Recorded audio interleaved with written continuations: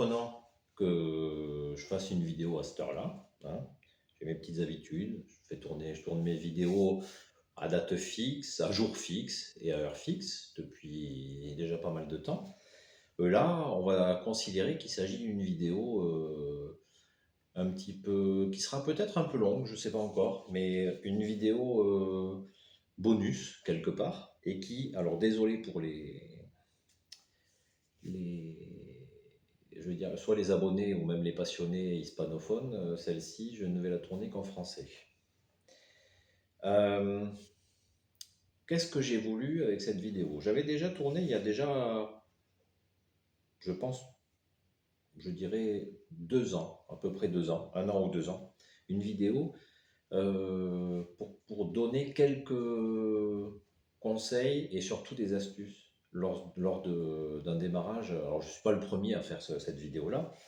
J'avais donc fait une vidéo pour donner quelques astuces et des petits conseils lorsque on souhaite démarrer dans le train miniature, dans le monde du train miniature. J'ai pris quelques notes, hein, c'est pour ça que de temps en temps je baisserai la tête pour regarder et essayer d'éviter de vous dire trop de bêtises. Je trouvais que c'était intéressant de faire une petite mise à jour de cette. Je vais peut-être me répéter par rapport à la vidéo d'il y a 2 ans, mais voilà, une mise à jour me paraissait intéressante. Et après, en second temps, si vous voulez, pour la deuxième partie de la vidéo, on partira sur le réseau pour que je puisse, de manière plus concrète, vous montrer des cas pratiques en fait, hein.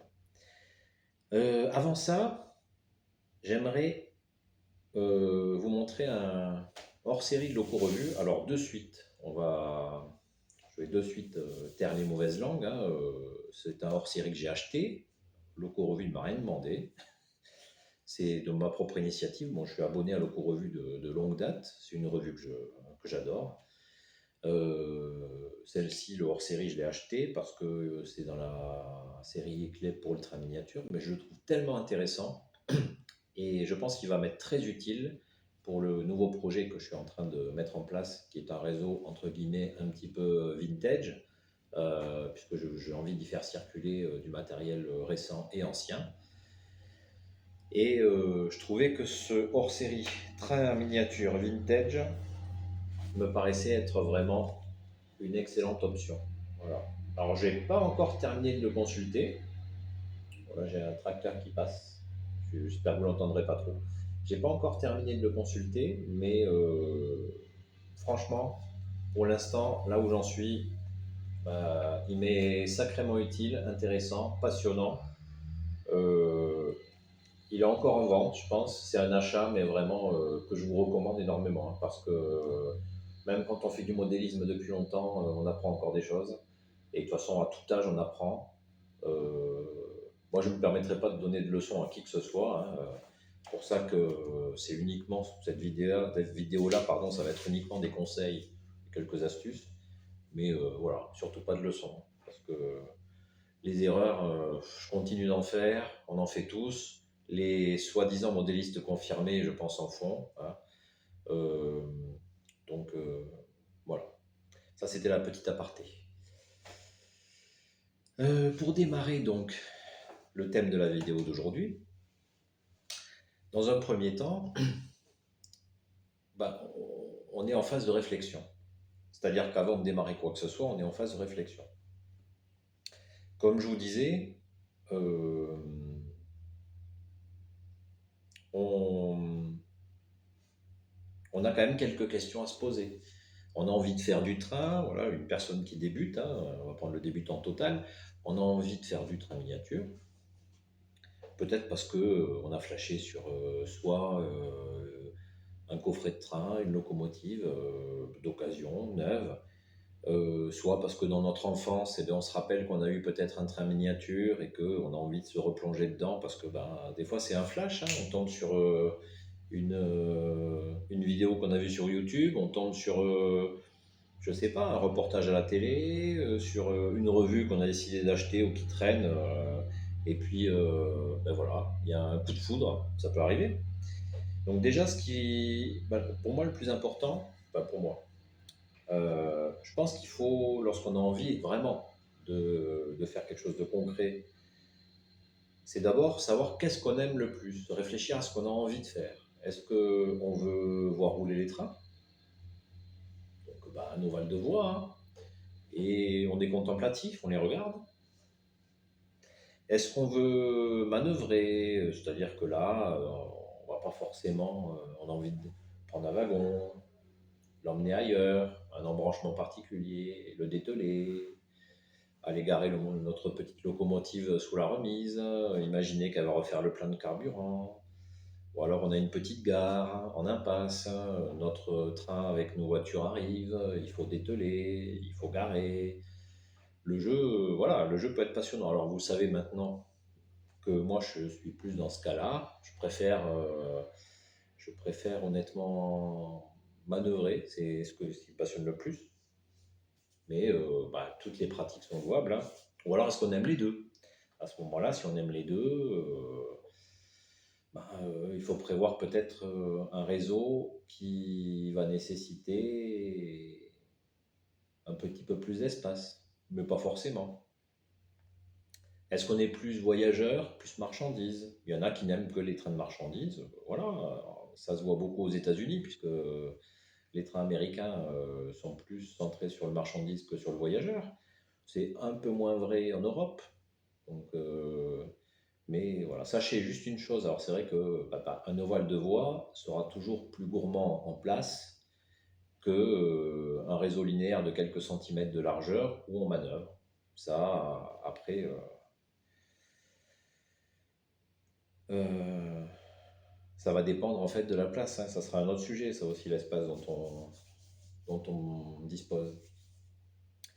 À partir du moment où on réfléchit aussi, moi, ça c'est ce que j'ai commencé à faire. Alors, en fait, je vais juste vous dire comment moi j'ai fonctionné.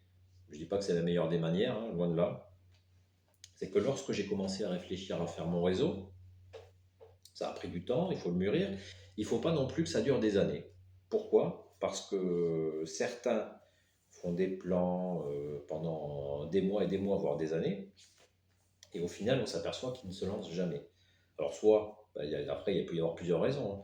Soit parce qu'ils sont indécis, ils ont peur de se tromper, soit parce que, ben, en fait, ils n'avaient pas mûri le sujet, c'est qu'ils pensaient vouloir faire un réseau, mais au final, est-ce qu'ils avaient réellement envie? Est-ce qu'ils, financièrement, oui, financièrement, ils pouvaient? Parce que malheureusement, il faut être honnête, ça demande un peu de sous. On peut réussir à faire du train sans se ruiner non plus, hein, je vous le dis, je vous rassure de suite. Mais moi, ce que j'ai fait, quand j'ai commencé à réfléchir à mon réseau, je me suis constitué une cagnotte à l'ancienne, parce que bon, je vous avouerai que sur pas mal de sujets, je reste entre guillemets traditionnel. À l'ancienne, c'est-à-dire que tous les mois, si je pouvais, je mettais dans une enveloppe 30 ou 40 euros, des fois moins, des fois plus, ça dépendait. Et pendant plusieurs mois, j'ai constitué une cagnotte. C'est comme ça que j'ai fonctionné. Voilà. Ensuite, toujours dans le temps de la réflexion, euh, c'est important de savoir quelle échelle on va vouloir pratiquer.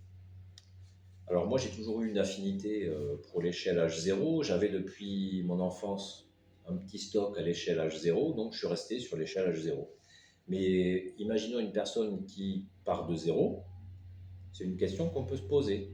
Si on dispose par exemple de peu de place, l'échelle N maintenant qui propose du matériel d'aussi bonne qualité que l'échelle H0, va avoir pour gros atout d'être beaucoup moins gourmande en espace. Et par exemple, les personnes qui aiment et voir passer les trains et la manœuvre peuvent se faire un réseau sur un pan de mur de chambre, hein, juste un bout de chambre, un réseau où déjà pourront allier les deux. Alors ça ne sera pas un gros réseau, mais ça sera un réseau quand même intéressant.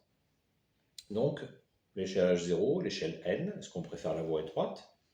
Il y a aussi un petit peu de choix. Est-ce que les grosses échelles sur un réseau de manœuvre, si on ne veut pas 50 aiguillages, même l'échelle 0, c'est jouable, hein, c'est jouable. Je crois que c'est la chaîne Passion du Zéro, donc, pour laquelle je suis abonné, nous prouve qu'on peut faire du très très gros finalement sur un espace quand même qui est limité. Je vous conseille d'aller la visiter, c'est une chaîne très intéressante. Euh, donc voilà, on a l'échelle Z pour vraiment le plus petit, mais après c'est vrai que là c'est très petit. Et puis, alors pour les jeunes, l'échelle Z c'est bien. Je porte des lunettes, j'ai la cinquantaine bien tassée, même si je ne fais pas partie des anciens modélistes. L'échelle Z, quand on veut détailler un petit peu, je pense que c'est pas fait pour moi. Ils font de belles choses, hein. On a même un fabricant français maintenant qui fait du matériel pur français, c'est Hazard Model, mais voilà, donc on a vraiment du choix. Après, il ne faut pas hésiter aussi, je pense, pour s'aider, même dans la réflexion, à acheter de temps en temps. Alors, il ne faut pas être forcément abonné, mais si vous achetez de temps en temps des revues de train miniature, ben, ça peut être intéressant. Ça, par exemple. Mais voilà, vous pouvez avoir Loco Revue, la revue Le Train, RMF, pour les revues françaises, qui, si de temps en temps vous achetez ça, ça vous fait déjà rêver un peu. Et ça vous donne, ça peut-être, ça va vous aider dans votre projet. Clé pour le train miniature aussi, qui est intéressant. Vous avez aussi les forums de train, où vous pouvez découvrir de belles choses, hein. Donc, je pense que voilà, l'achat de revues, c'est une étape, toujours dans la réflexion, dans le temps de la réflexion. Je pense aussi qu'il faut pas hésiter à s'ouvrir aux autres chemins de fer. Alors, on peut très bien avoir envie de faire un réseau, une gare française, ou je sais pas, un port français, ou une entreprise française avec sa voie ferrée et qui permet des manœuvres de wagons de marchandises. Mais on vit dans un monde globalisé, internationalisé, et je pense qu'il ne faut pas se priver d'aller voir ailleurs, parce que ça peut être des paysans, au voyage, c'est exotique, et on s'aperçoit que par exemple, ben, le matériel japonais, par exemple, américain, par exemple, britannique aussi, ben, est beaucoup moins cher que chez nous. Bon, alors j'ai peut-être oublié quelques éléments dans la partie réflexion, mais écoutez, voilà. Après, si, ce qui m'intéresserait beaucoup, c'est que par exemple, à la fin de cette vidéo, toutes les personnes qui me rajoutent des commentaires constructifs, je pense, ça peut vraiment valoir le coup. Et voilà, ça peut aider. J'ai certainement oublié, hein, mais là, je suis parti en fait de ma réflexion personnelle. Alors voilà, ça reste mon avis personnel. Je suis parti de ma réflexion personnelle en fait sur ma façon de faire au moment où j'ai souhaité démarrer mon réseau. Voilà. Je regarde à côté parce que la mairie a décidé de tondre l'herbe qui a de l'autre côté de la clôture devant chez moi. Donc, je pense que vous les entendez un peu, je suis désolé. Euh, donc, on a réfléchi à ce qu'on voulait. On a une idée un peu précise. Il ne faut pas hésiter à prendre par exemple aussi, c'est ce que je me suis fait, un cahier où on se note hein, les idées pour s'en rappeler. Voilà. Prendre des photos, euh, faire des petits schémas, des plans. Voilà, faut pas hésiter. Une fois que on est un peu plus fixé dans sa tête, il faut imaginer le futur réseau. Alors pour imaginer le futur réseau, il y a aussi d'autres questions à se poser, mais là on rentre dans une partie un peu plus concrète, je pense. Déjà, il va falloir commencer à réfléchir aux dimensions. Et pour réfléchir aux dimensions, il y a une question primordiale, c'est le futur réseau, où est-ce qu'on peut le mettre? Alors, il y a plusieurs cas. On a beaucoup de chance, on a une pièce qu'on peut utiliser que pour ça. Alors là, c'est pas mon cas, hein, malheureusement, mais là tant mieux pour vous, vous avez énormément de chance. Euh, vous allez vous poser moins de questions, vous grattez beaucoup moins la tête sur l'espace. On a un pan de mur dans une chambre, votre chambre, chambre d'amis. Moi, dans ma chambre, avec mon épouse, c'était même pas la peine de l'envisager. On a la chance d'avoir une chambre d'amis qu'on utilise peu. Et donc j'ai pu donc bénéficier d'un pan de mur, 3,60 m en longueur, avec un décroché, hein, pour ceux qui suivent la chaîne, vous le savez.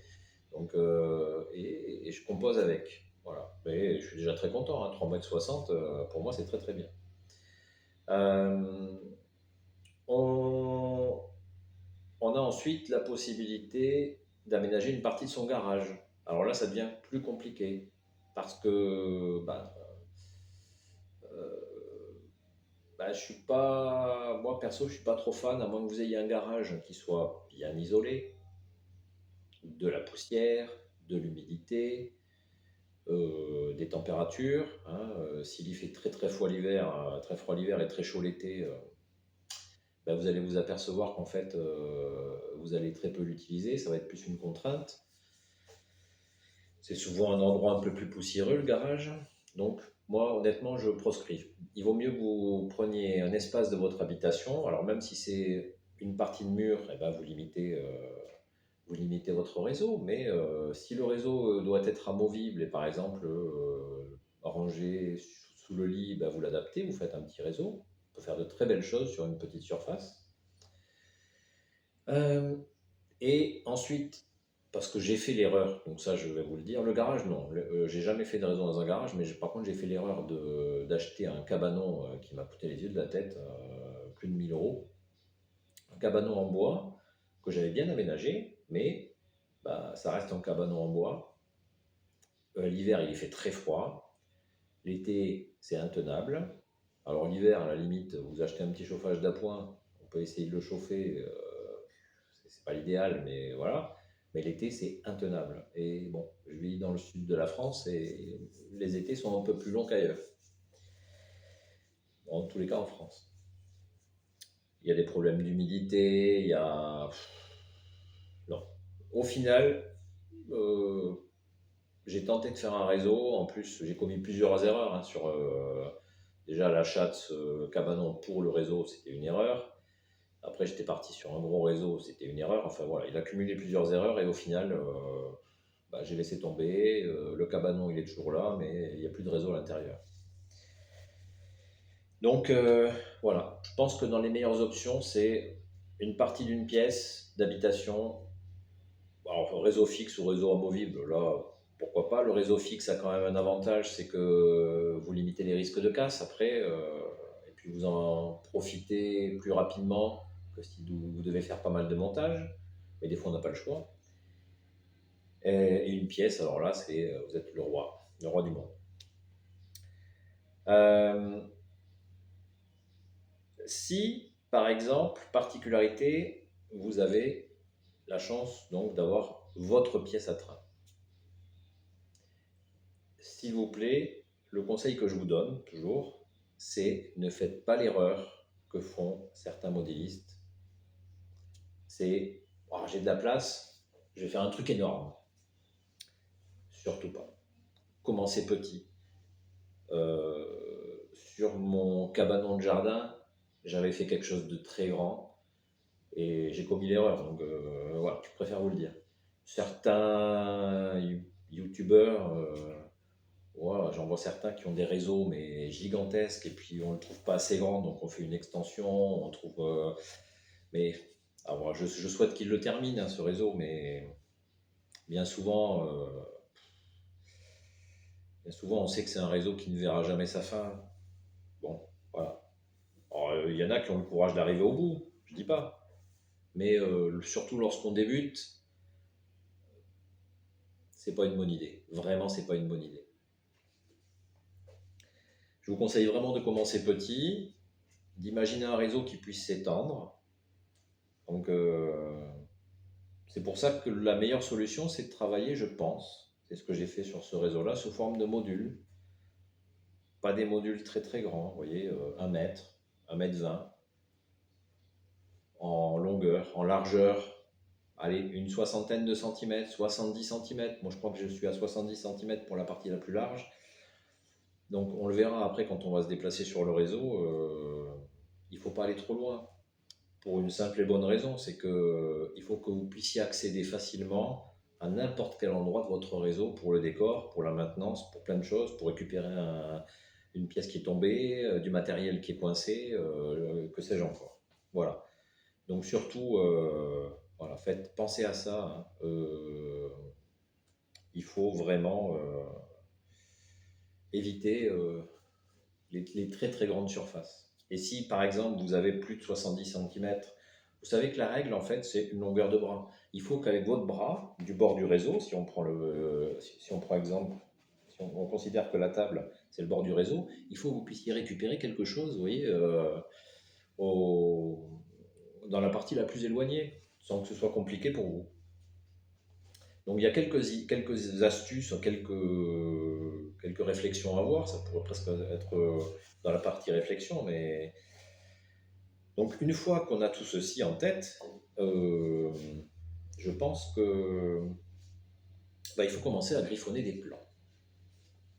Ça ne vous empêche pas en parallèle de continuer à vous inspirer avec ce que vous voyez sur Internet, notamment les forums sont très intéressants pour ça.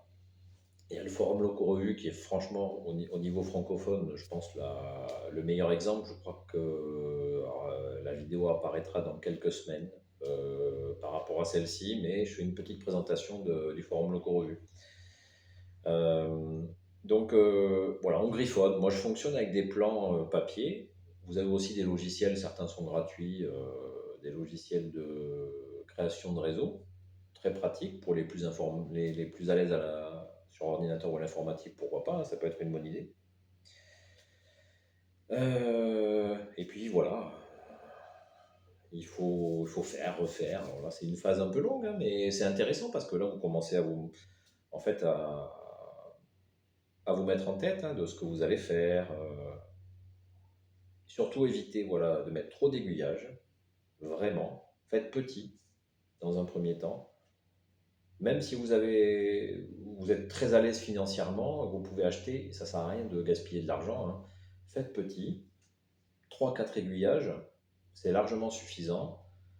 Quelques coupons de voix, et puis vous allez faire quelque chose de vraiment intéressant qui va vous prendre du temps. Pas besoin d'acheter non plus des voix extrêmement coûteuses, hein. Les voix de très très bonne qualité, vous avez Rocco, avec du ballast intégré, Rocco Line. Alors, quoi qu'on en dise, on arrive à le patiner et à en faire de belles choses, hein. Et puis, si on n'y arrive pas, c'est pas grave, hein. Du moment qu'on se fait plaisir, c'est ce qui compte. Vous avez Peco, qui est un fabricant alors essentiellement de rails, avec un catalogue phénoménal et des prix qui restent très contenus. Vous avez Pico aussi, je crois, Trix, Hornby. Enfin, voilà, les fabricants de voix, il y en a vraiment il y a du choix. Il y a du choix et à des prix, à des prix très, très variés, hein. Hornby propose des voix tout à fait correctes à des prix, je crois que c'est un peu moins cher que Peco même. Donc voilà. Chose importante, si, au moment où on imagine le réseau, ce qui est intéressant aussi de voir, c'est que ça fait des mois, par exemple, on s'est constitué notre petite cagnotte. Et ce qui me paraît intéressant, c'est, avant de démarrer, de commencer, je pense, à se faire un premier beau cadeau, un coffret de départ. Coffret de départ, pourquoi? Parce que déjà, souvent c'est un ovale de voix, c'est des voix qui s'installent très rapidement, et on peut commencer à rêver un peu, et surtout c'est une base de départ. Si on a, alors suivant l'argent et la cagnotte qu'on a pu avoir, on aura la chance d'avoir une locomotive avec quelques wagons. Vous avez des coffrets, je pense à Trix notamment, ou Marklin, parce que 2 ou 3 rails. Alors Marklin, quand vous êtes en 3 rails, vous vous limitez un peu parce qu'il n'y a que eux qui proposent du 3 rails, mais pourquoi pas, hein, il ne faut pas hésiter. Si on a vraiment envie, il ne faut pas hésiter. On est après un peu limité parce qu'il faudra acheter toujours la même marque, mais si vous pouvez rajouter pour quelques dizaines d'euros 1, 2, 3 aiguillages supplémentaires et des coupons de voix, alors là vous allez vous régaler parce qu'on va commencer à faire des manœuvres. Et sur, bah, voilà, vous monopolisez la table lorsqu'elle n'est pas utilisée, par exemple. Et là, vous réfléchissez, vous vous dites, ouais, ben là, ça peut être sympa. Ou alors, ben, si j'aime pas forcément de voir les trains tourner en rond, mais juste des manœuvres, je raccourcis de moitié et je me déplace dans un sens ou dans l'autre, ça prend beaucoup moins de place, par exemple. Et là, vous rêvez. Il n'y a rien, hein. Il n'y a que la voie, il y a votre matériel. Certains coffrets plus coûteux ben, vont vous proposer d'avoir des fois deux locomotives ou un peu plus de wagons. En analogique, vous allez avoir, bah, c'est déjà très très bien, un transfo, vous pouvez déjà jouer au train. Si on peut se le permettre, on passe au digital, vous avez des coffrets en digital aussi. Vous avez des coffrets de différents pays, pas forcément français.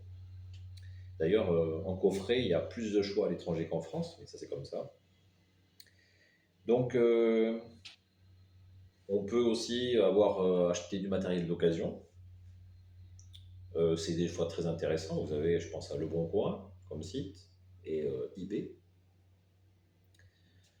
Où vous allez faire de bonnes affaires. Alors, voir des mauvaises affaires des fois, on peut se faire avoir, hein, ben, ça peut arriver. Et je reviens à ça, ça c'est un bon plan pour éviter de se faire avoir, ou limiter les risques, on va dire. Donc, vous voyez, là on a passé le stade de la réflexion, on est vraiment dans le stade presque préparatoire hein, au futur réseau, mais dans ce cas-là on avance réellement. Alors maintenant qu'on a passé toutes ces étapes-là, si vous le voulez, on va se diriger vers la pièce à train et on va passer à une partie beaucoup plus concrète. Donc je vous dis à de suite. Donc comme je vous l'ai dit, bah, écoutez, ici on se retrouve, j'espère que le cadrage est suffisamment complet pour que je puisse vous présenter tout le reste. On se retrouve sur le réseau. Euh, il y a juste une petite chose que j'aimerais rajouter. Là, il y a quelques secondes, je vous ai parlé de matériel d'occasion. Ce que, par contre, je vous conseillerais, c'est d'éviter d'acheter des vieux rails ou de récupérer des vieux rails que des personnes pourraient vous donner. Je pense à des rails Jouef, mais il n'y a pas que eux. Ça, c'est peut-être pas une bonne idée. Je pense que si vraiment il faut partir sur du matériel neuf, ça serait pour les rails. C'est pas ce qu'il y a de plus coûteux, hein, heureusement. Mais je pense pas que partir sur des rails d'occasion, souvent ça vieillit très mal, ce soit une idée intéressante pour faire des économies. Voilà. Donc ça, c'était vraiment la dernière petite réflexion à avoir. Lorsque on a passé donc l'étape de la réflexion, on a essayé d'imaginer de manière un petit peu plus concrète, on a peut-être commencé à acheter un petit peu de matériel, un coffret de départ, du matériel d'occasion, des wagons, voilà. On sait déjà un petit peu ce qu'on veut. Donc, lorsqu'on en est arrivé là, il faut penser à la structure avant de commencer à construire le réseau. Mais là c'est la toute dernière étape avant le début de la construction. On pense à la structure. Alors déjà, avant de penser à la structure, il faut penser au réseau en lui-même, au futur réseau en lui-même. Est-ce que c'est un réseau, ça va être un réseau amovible qu'on va devoir déplacer? Donc, à ce moment-là, bah, il faut imaginer que du matériel, si possible, relativement léger. Si c'est un réseau qui sera très peu déplacé, voire jamais, mais ça, jamais, c'est peut-être pas non plus une bonne idée parce qu'on ne sait pas ce que l'avenir réserve. On peut très bien déménager dans le futur. Mais si c'est un réseau qui est amené à être relativement fixe sur la durée, on peut se permettre d'avoir quelque chose d'un petit peu plus lourd. Dans ce cas-là, bah là, je vais vous donner mon exemple concret, hein. Moi, c'est du contreplaqué de 5 mm. Parce que contreplaqué de 10 mm, je sais que c'est en vogue pour beaucoup de modélistes ferroviaires. Ça assure certainement de la solidité, mais du contreplaqué de 10 mm, même si on fait des modules, moi j'ai fait 3 modules. Hein, il y a un premier module qui s'arrête ici, on ne le verra certainement pas, c'est hors champ, mais il y en a un deuxième. Alors c'est des modules spécifiques à la forme du mur, donc voilà, il n'y a pas de normes particulières. Mais 3 modules, c'est la meilleure solution. Un jour, si je dois déménager, ben, je sais que je vais pouvoir quand même le démonter sans trop de difficultés.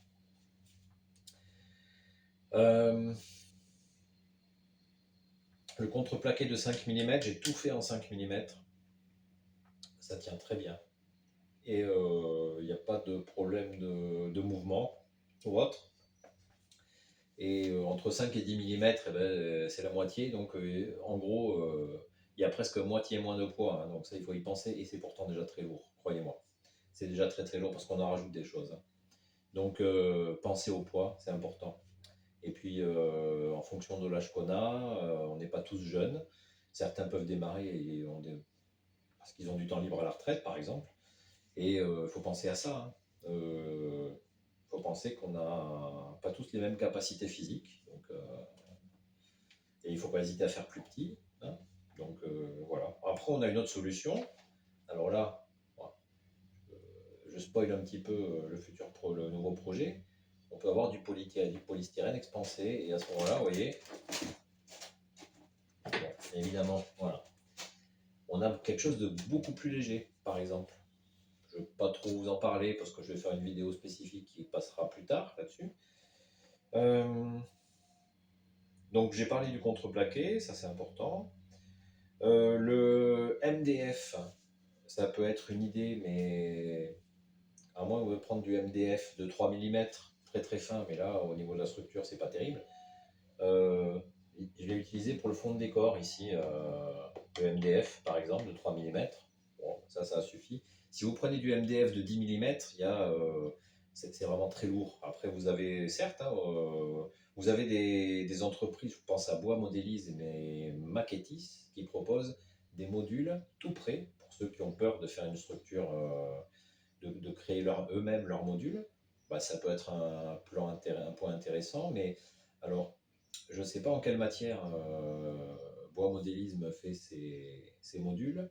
Maquettis les fait en MDF, découpé au laser, c'est de toute beauté, hein, mais de 10 mm. Du MDF de 10 mm, ça pèse, hein, ça pèse, hein, et ça commence à être assez lourd. Donc voilà, j'en ai pas sous les yeux, j'en ai jamais vu ou jamais soulevé, mais je pense que c'est pas léger quand même. Hein. Sachant qu'après, vous allez rajouter tout le décor, vous allez rajouter pas mal de choses dessus, ça alourdit encore plus. Hein. Donc le poids, c'est vraiment un aspect important. Il y a aussi à étudier, je pense, le carton. Et je pense notamment à Jean-Baptiste sur la chaîne Loco Revue. Allez le voir parce que franchement c'est intéressant. Il est en train de créer donc un réseau à l'échelle TT, qui est une échelle encore peu répandue en France. En plus, c'est un réseau un petit peu imaginaire, hein, mais c'est vraiment intéressant. Il réalise son réseau en carton. Et moi, pour le nouveau projet, j'ai longuement hésité entre le carton et d'autres matériaux. Bon, j'ai pas choisi le carton, mais franchement, bon, déjà la chaîne Loco Revue, c'est une chaîne très intéressante que je vous recommande. En parlant de ça d'ailleurs, sur YouTube, vous avez vraiment des chaînes passionnantes. Moi, je ne loupe jamais, par exemple, un épisode, bon, notamment de la chaîne Loco Revue. Jean-Baptiste est un super animateur. Voilà, c'est quelqu'un que j'apprécie. On se connaît pas, on sait jamais. On a échangé plusieurs fois. On échange de temps en temps, mais voilà, c'est une chaîne vraiment, une chaîne YouTube très très intéressante qui nous apprend beaucoup de choses. Dans le même ordre d'idées, je pense notamment à deux autres chaînes que moi j'affectionne tout particulièrement. Je pense au réseau Les Deux Catalognes. Alors c'est presque un voisin parce qu'ils vivent aussi dans le sud de la France, pas trop trop loin de chez moi. Le réseau Les Deux Catalognes, Gérard nous fait des vidéos super sympas avec beaucoup de tutos. Je pense notamment au dernier tuto que je trouvais hyper intéressant sur les feux de fin de convoi que l'on peut installer sur un fourgon. C'était vraiment extra. Il a un très grand réseau en cours de construction avec beaucoup beaucoup de matériel. C'est quelqu'un de chanceux, il a une très très belle collection, c'est très éclectique de plusieurs pays. Il est aussi très intéressé et passionné par le matériel espagnol comme moi, donc voilà, ça nous fait un point commun supplémentaire. Pareil, on ne s'est jamais vu, mais on échange très régulièrement. Et deux autres youtubeurs, je pense encore à Christophe du réseau de PSX. Alors lui, c'est limite une référence. Pour moi, c'est une référence parce que il a une très bonne connaissance ferroviaire. Ouais, c'est limite une petite encyclopédie ferroviaire du modélisme et du train réel, hein. Il fait des vidéos, mais complètement décalées, mais que je trouve. Il se prend pas au sérieux, je trouve. Et pas se prendre au sérieux, croyez-moi, par les temps qui courent, ça fait du bien. Je le trouve excellent. Pour moi, il est excellent. Et voilà, pareil, je le connais pas, mais de temps en temps, on échange. Il y a quelques commentaires. Et j'adore sa chaîne, allez la visiter. Et pour finir, il y en a encore une autre, c'est Piperpot, qui lui a pris le parti de faire du train vintage. Alors peut-être que je le rejoindrai sur le futur projet. Euh, Pareil, voilà. Il se prend pas au sérieux. Il a une chaîne YouTube qui est vraiment intéressante. Ça, c'est la petite aparté. On va revenir à nos moutons. Donc, comme je vous disais, je me répète, hein, mais comme je vous disais, il faut donc commencer à faire petit. Vous voyez, là, j'ai fait 3 modules. Bah, je suis heureux, hein, j'ai plein de, je peux manœuvrer, je vais me pousser un petit peu, comme ça vous allez voir. Le seul élément qui est hors champ, c'est le petit dépôt ici qui est de l'autre côté. Mais je ne pouvais pas tout vous montrer malheureusement. Donc il faut commencer à faire petit. Voilà. Et surtout, voilà, on a le droit de se tromper, de faire des erreurs. J'en ai fait plein. Des fois, si vous vous inscrivez par exemple sur les forums, des fois ça peut être le défaut des forums. Si vous inscrivez sur les forums, vous allez trouver des gens intéressants, passionnants, qui vont vous aider, et vous allez trouver aussi des rageux qui vont vous dire que vous faites n'importe quoi. En gros, pour parler familièrement, vous faites de la merde. Il ne faut pas les écouter, hein, parce que souvent, en plus, ces personnes-là, de leur côté, elles ne montrent rien. Donc elles sont juste là pour dire des choses négatives, mais on a envie de leur dire, mais vous faites quoi en dehors de faire des commentaires négatifs, vous faites quoi? Voilà. Il faut les oublier, ces personnes, hein. Les forums, ça reste vraiment des lieux très intéressants où on peut se donner plein d'idées, avoir des personnes très très sympathiques avec qui on peut échanger aussi. On peut réussir à se faire quelques amis. Donc voilà, il faut oublier les personnes négatives, vous en trouverez toujours, hein, pas forcément sur Internet, sur les réseaux sociaux ou dans la vraie vie, hein. Donc c'est comme ça. On ne plaît pas à tout le monde, c'est pas grave, hein. Donc là, j'ai envie de dire, on a pensé à la structure. Et là maintenant, on va rentrer dans le vif du sujet. On arrive dans la 4e partie. On se lance dans la construction. Alors, pour se lancer dans la construction, on va commencer d'abord par la structure, hein. Donc, une fois que soit vous avez décidé d'acheter des modules tout prêts, soit vous avez décidé de les construire vous-même. Si vous les construisez vous-même, essayez de faire en sorte qu'ils soient le plus plat possible, hein. Il faut s'aider d'un niveau à bulle, hein, pour ça, il ne faut pas hésiter. Pour éviter les mauvaises surprises, hein. Vous pouvez aussi décider, par exemple, de rajouter des meubles bas. Alors déjà, pour le rangement, je ne sais pas si vous les voyez, je ne pense pas qu'on les voit. J'ai des meubles, trois commodes noires Ikea, pour ne pas les nommer, qui me permettent de ranger un maximum d'éléments de décor, d'outils, la totalité de mon matériel. Enfin voilà, c'est hyper pratique. D'ailleurs, ça pourrait presque faire l'objet d'une vidéo, à la limite, la présentation de tous ces rangements. À voir pour plus tard. Une fois que vous avez la structure, donc il faut la terminer, en fait, j'ai envie de vous dire, hein, la structure. Il va falloir commencer par poser la voie. Pour poser la voie, c'est pareil. Là, ça va demander de la minutie. Donc, si votre réseau est bien plat, vos modules, votre structure est bien plate, prenez du temps pour la pose de la voie. Il ne faut pas la bâcler. Si on n'est pas très fort en câblage, c'est pareil, il faut se faire aider parce que du câblage électrique, on va pas se mentir, il y en aura quand même, hein. Il y en aura quand même.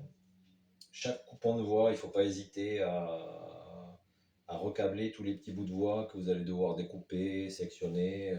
Comme ça vous permettra d'éviter les mauvaises surprises au niveau continuité électrique. Il vaut mieux des fois câbler plus. euh, il vaut mieux faire plus de pontage électrique que pas assez. Moi, j'ai préféré surdimensionner, enfin, à la limite, pas à l'excès, mais je sais que par exemple, vous voyez, je sais pas si vous le voyez, mais il y a un tout petit bout de voie que j'ai dû couper entre cet aiguillage-là et celui-ci.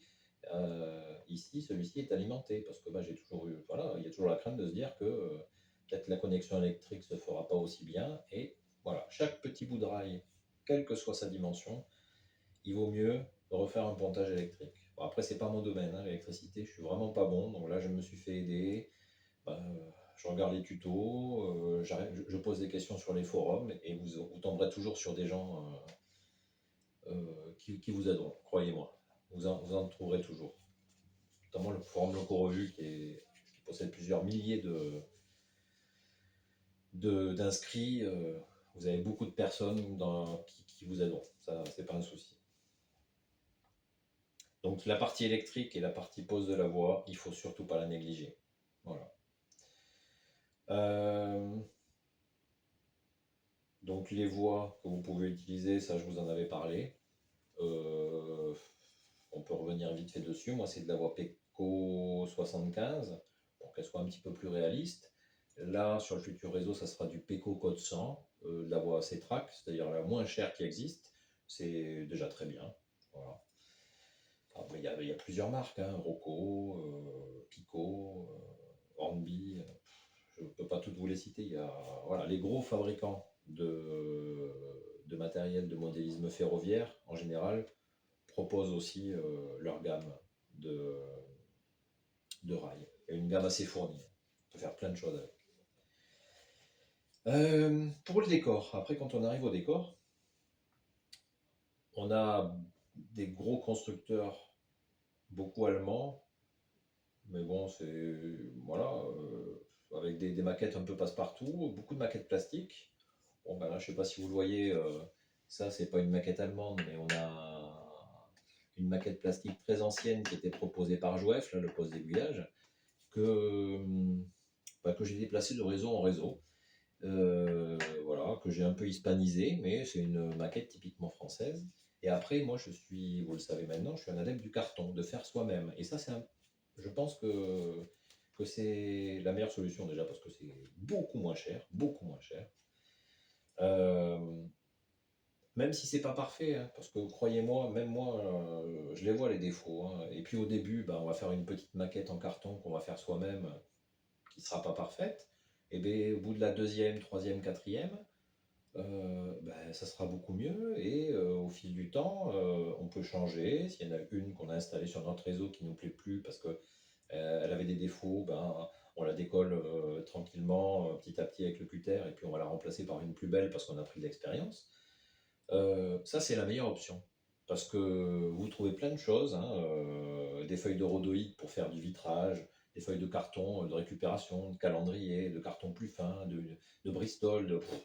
Euh, Franchement, la peinture, n'en parlons pas. On peut vraiment faire de belles choses avec quasiment rien, j'ai envie de dire. Quasiment rien. Vous voyez, ça c'est fait en carton, ça c'est fait en carton, ça c'est fait en carton, ça c'est fait en carton. La gare, c'est un kit. Alors je m'éloigne, je ne sais pas si vous allez me voir, mais bon, on s'en fout. La gare, c'est un kit espagnol. Alors c'est du carton découpé au laser. Et c'est Parvus qui fait ça. Parvus, c'est un fabricant espagnol. Alors c'est typé espagnol, mais au final, les bâtiments sud de France sont quand même très proches de ce qu'on peut voir en Espagne. Et ça, cette très très belle gare, je crois qu'en Espagne, elle est vendue en kit à une cinquantaine d'euros, par exemple. Ces maisons-là aussi, mais après ça c'est fait en carton, c'est moi qui l'ai fait en carton. Ça aussi c'est du carton, de l'église au fond c'est du carton. Sauf ce bâtiment ici, tous les autres c'est du carton, c'est fait maison. On peut faire de très jolies choses, très très jolies choses. Voilà. Et moi, c'est vraiment ce que je vous conseille de faire, c'est voilà. Après les maquettes plastiques, je dis pas que c'est négatif, au contraire, ça peut être plaisant à faire. dans le futur projet, il y en aura. Je vais pas les critiquer. Mais voilà, je pense que le nerf de la guerre, c'est le prix, hein. Et si on peut économiser au maximum, il ne faut pas s'en priver. On peut trouver aussi des maquettes d'occasion. Je sais que sur eBay, par exemple, ou le Bon Coin, eh ben, on trouve de vieilles maquettes typées françaises de la marque MKD. C'était une marque qui a quasiment disparu puisqu'elle porte juste le nom MKD dans la gamme Hornby, mais elle avait vraiment un très très beau catalogue à l'époque, cette marque-là. Et voilà, du matériel plastique français. Ça, c'est pour les nostalgiques. Peut-être qu'on les verra un jour là, je sais pas, on verra. Euh, Ensuite, pour la peinture, ah oui, si, ça c'est important, c'est intéressant. Lorsqu'on va, donc, si on décide de construire, bah déjà, donc, il nous faut avoir un petit peu de matière première, si on a besoin de plastique, de carton, que sais-je encore, de différents accessoires, de la peinture. Pour la peinture, vous avez les marques, vous avez les magasins de modélisme qui vont vous proposer des peintures avec des marques connues, spécialisées modélistes. Je dis pas qu'il ne faut pas en acheter, hein, vous avez des choix de peinture incroyables, mais un conseil aussi, une astuce, allez dans les magasins pas chers. Je pense à Action, je pense au marché aux affaires, je ne sais pas s'il y en a partout en France, il y en a un à côté de chez moi, à Pamiers. Magasin Action, il y en a même deux, il y en a un à Pamiers et un à Haute-Rive, proche de chez moi aussi. C'est des magasins qui ont un très gros rayon loisirs créatifs. Et je ne dis pas que tout va être utilisable, mais à des prix défiant toute concurrence. Et je pense notamment à la peinture, aux bombes de peinture mat. J'en ai pas sous les yeux, je sais pas. Je sais pas, non, c'est dommage. Là, j'en ai pas sous les yeux, mais bombes de peinture mat à des prix. Voilà, il n'y a pas un choix de malade en couleur. Si vous avez besoin de couleurs spécifiques, eh ben, évidemment, là, il va falloir peut-être passer par un magasin de modélisme. Mais de la peinture en tube vinylique mat, mais à des prix défiant toute concurrence, et croyez-moi, je m'en suis beaucoup servi sur le réseau, beaucoup, hein. Vous avez aussi les magasins de bricolage qui vous proposent des pots de peinture, alors certes un peu plus grands, mais des fois qui vont vous coûter moins cher que des pots beaucoup plus petits achetés en magasin de modélisme. Et à l'usage, ça va être tout aussi convaincant, croyez-moi. Donc je pense que les pinceaux aussi, il faut y aller. La qualité est peut-être pas incroyable, mais si vous utilisez des pinceaux une fois de temps en temps, bah, ça fera très très bien l'affaire. Donc ces magasins-là, allez-y jeter un œil, ça vaut des fois le coup. Vous allez trouver des fois des sables de décor, des petits décors en plastique que vous pouvez essayer d'améliorer. Vous voyez, je sais pas, bah, je pense à ces agaves là par exemple, ici là, en plastique. Bon, une fois un petit peu vieilli, bah, elles font bonne figure, hein, et c'est du plastique, hein. Et je sais plus, mais je crois les avoir trouvés chez Action, ça. En période de Noël, vous avez des petites décos pour les crèches. Bah, ça peut vous donner des idées, par exemple. Aussi, chose intéressante, c'est donc d'aller visiter, par exemple, le site AliExpress, les deux sites, AliExpress ou Temu, où vous allez trouver énormément d'éléments de décor. Il faut faire le tri, tout ne sera pas parfait ou intéressant. Vous allez trouver quand même énormément d'éléments de décor à des prix mais défiant toute concurrence. Croyez-moi. Croyez-moi, ça vaut le coup. C'est une mine d'or. Ces sites-là, c'est une mine d'or et ça m'arrive régulièrement de commander. Par exemple, vous voyez ici, ces petites lampes d'éclairage là qui éclairent tous les quais. Je les ai achetées sur le site AliExpress. Ils vous vendent un lot de 10 ou de 15 pour une petite. Même ceux de la rue, là, on les voit pas parce qu'ils sont pas éclairés. Ils vous vendent le lot pour une petite dizaine d'euros, il y en a une quinzaine. Ben, ça fait très bien l'affaire et franchement. Donc, faut penser je pense qu'il faut penser à ce genre de choses. Après aussi, ben, lorsque vous promenez, n'hésitez pas à prélever du sable, des gravillons, c'est ce que j'ai fait pour le décor, des branches de thym, Il y en a un petit peu partout. Vous voyez, ça c'est fait avec des branches de thym. Euh, ouais, il faut être observateur. Et vous voyez, le sable, par exemple, ici, que j'utilise pour les entrevoies, ben, je l'ai prélevé, c'est un réseau qui est censé être situé en Espagne, ben, je l'ai prélevé en Espagne. Il me semblait être intéressant. Alors, vous avez une petite bouteille plastique que vous n'utilisez plus, ben, prélevez un petit peu, vous rentrez, vous stockez comme ça différents graviers, différents sables. Voilà. Même si ils ne vous serviront jamais, bah, c'est possible qu'un jour ça vous serve. Il ne faut pas hésiter. Il ne faut pas hésiter. Ensuite, lorsqu'on attaque le décor, oui, on arrive bientôt à la fin de la vidéo quand même. Lorsqu'on attaque le décor, ce que je vous conseille de faire, mon astuce, c'est pareil. Je vois certains modélistes qui vont bah, commencer à fabriquer une maison, ici, à monter une maison, et puis bon, on la termine pas, on passe à autre chose, on fait un petit bout de décor là, puis on passe à autre chose. Ici, hop, on refait une maison, mais on ne la termine pas. Ici, on travaille ici, mais on finit pas. Et puis on se retrouve avec un truc éparpillé un peu partout et qui n'est pas terminé. Lorsqu'on est, pas forcément que lorsqu'on est débutant, même quand on n'est pas débutant, croyez-moi,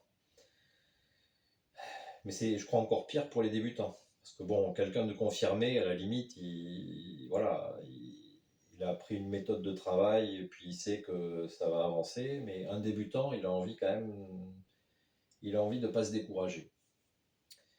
Et c'est donner de très mauvais conseils pour moi que de s'éparpiller. Voilà. Pour moi, et j'ai fonctionné comme ça, le réseau, ça fait déjà 4-5 ans que j'ai. Alors je travaille lentement, hein. Il y en a qui sont très rapides, c'est pas mon cas, mais ça fait 4-5 ans que je l'ai fait, que j'ai commencé à le faire. Et ben j'avais 3 modules, comme je vous ai dit. Ben, je me suis dit au départ, mon premier module s'arrête là, je vais travailler sur celui-là. Et tant que celui-ci ne sera pas fini, celui-ci, j'y touche pas. C'est ce que j'ai fait. Alors les voix, je les avais posées sur les 3 modules. Comme ça, on peut commencer à jouer. Ça, c'est le mieux. Et puis, c'est préférable. Les voix, voilà, il faut toutes les poser. Par contre, après le décor, là, je ne parle que du décor. J'ai décidé de terminer, en tous les cas, la partie... Après, il y a toujours des petits détails à rajouter, mais en tous les cas, la partie présentable, j'ai décidé de la finir, avant d'attaquer celui-ci. Et ainsi de suite, jusqu'au 3e. Et ben voilà, c'est ce qu'il faut faire. Vous avez un bâtiment, vous construisez un bâtiment, vous le terminez, vous le peignez, vous le terminez. Parce que déjà, c'est plaisant à l'œil, c'est encourageant. Vous dites, j'ai fait quelque chose, j'ai terminé quelque chose. Donc surtout, voilà, n'écoutez pas certains qui vous diront non, il ne faut pas le terminer parce que pour je ne sais quelle raison, après, ça ne sera pas harmonisé. Écoutez, là, moi j'ai fonctionné comme ça, hein, j'ai pas l'impression que ce soit choquant, hein. Et donc voilà. Et surtout, alors après, voilà, donc vous finissez. Et lorsque je reviens toujours à l'accessibilité, vous voyez, regardez, hein. Et là, je suis loin du bord, hein. J'ai accès à tout. J'avais même encore un peu de marge, mais bon, là, moi j'avais une contrainte, c'est que j'ai un lit sur le côté ici, là, qui m'empêche. Ce qui fait que si j'avais trop avancé mon module, après, je pouvais plus passer, hein, entre le réseau et le lit. Mais il faut que ce soit accessible. Et vous voyez, dans la partie ici la plus profonde, ben, c'est que ça reste accessible quand même. Alors je touche le bord, mais ça reste accessible. Voilà, l'accessibilité, c'est important. Donc ça, je pense que c'est... Voilà, je vous l'ai dit. Donc voilà, comme je vous disais, une maquette commencée, c'est une maquette qui doit être terminée. Un bâtiment commencé, on le termine. Le décor aussi, un conseil, faites pas l'erreur, parce que moi je l'ai faite, hein. Toutes ces erreurs-là que je vous dis, je les ai faites aussi. Donc, et donc j'ai appris de mes erreurs, et je pense qu'on apprend tous de nos erreurs. Commencez à traiter, à travailler le décor au fond. Et vous avancez au fur et à mesure. C'est ce que j'ai fait. Parce que devant, quand il n'y a rien, vous risquez pas d'aller au-devant de difficultés, de casser des choses. Parce que là, bon, là, j'essaye de limiter le décor au plus bas, mais des fois, on ne sait pas en fonction de ce qu'on veut faire. Des fois, on a des bâtiments qui seront devant. Donc un conseil, voilà, commencez à travailler au fond. Alors, évidemment, plus c'est accessible et plus c'est facile. Mais une fois que vous avez terminé le décor, vous avancez tranquillement vers l'avant. Et comme ça, après, il ne vous reste plus que le décor avant à faire. Et ça sera beaucoup plus simple. Hein, ça sera beaucoup plus simple. Voilà. Euh, Qu'est-ce que je pourrais vous dire de plus Donc là, écoutez, je pense que j'ai un peu fait le tour de tout ce que j'ai noté. Donc le fait aussi, vous voyez, de commencer au fond et d'aller en avançant vers le bord du réseau, ça évite la casse, ça évite aussi de perdre des pièces, parce que des fois, ça peut arriver, ça arrive encore, hein, il y a des petites pièces qui se décollent, qu'il faut recoller, bon voilà, on fait un petit tour du réseau. Et si, il y a une chose importante aussi, alors, bon, là, il y a deux, trois bricoles, mais chose importante que je vous conseille pour que ce soit, on n'est pas tous pareils, hein, mais pour que vous évitiez de la perte, de la casse, et surtout un sentiment que, que votre réseau n'est pas présentable, c'est éviter d'avoir de la pagaille. Voilà, si vous le pouvez, alors je sais qu'un mot d'hélice ferroviaire, c'est pas les plus.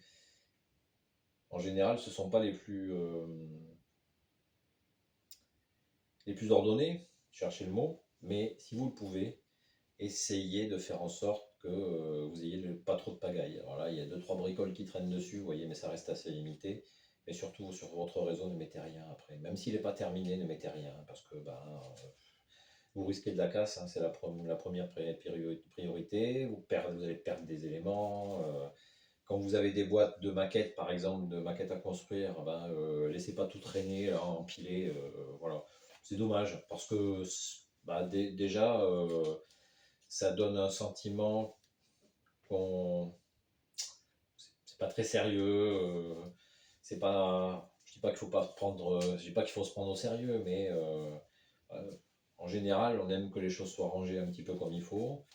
Je vous montrerai pas mon établi qui est là. Heureusement, vous le voyez pas parce que là, ce que je vous dis, c'est pas le bon exemple.